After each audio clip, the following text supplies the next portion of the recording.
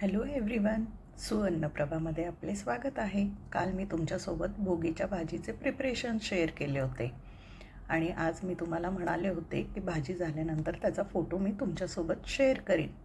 Actually video घेण्याचा मी प्रयत्न केला, पण काही कारणास्तव मला पूर्ण व्हिडिओ करता आला नाही.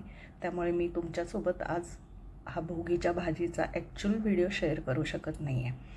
पण अदरवाईज हे प्रिपरेशन आणि काल ज्या पद्धतीने मी व्हिडिओ टाकला होता त्याच पद्धतीने मी इथे भाजी बनवली आहे भोगीची. बरं, आता ह्यात मी मिरची आणि पुढे लाल तिखट पण ॲड केलेलं आहे. साधारण ही भाजी थोडी तिखट आम्हाला आवडते म्हणून मी तिखट केली आहे, पण तुम्ही तुमच्या अंदाजाने एक कुठलं तरी तिखट वापरू शकताय. जर तुम्हाला जास्ती तिखट नको हवं असेल तर एक तर हिरवी मिरची वापरा किंवा मग लाल तिखट वापरू शकताय. नंतर छानपैकी मी हे वाटण ज्या पद्धतीने भाजून घेतलं होतं आणि मसाले टाकून पुन्हा छान परतून घेतलं होतं. नंतर भाजी व्यवस्थित शिजवून घेतली.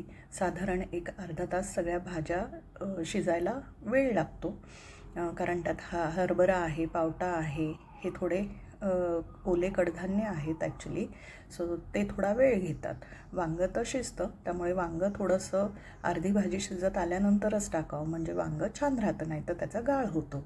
आणि मग अशा पद्धतीने मी भाजी सगळी करून घेतली आणि आज भोगीच्या भाजीसोबत भाकरी खाल्ली जाते, तीळ टाकून बाजरीची भाकरी.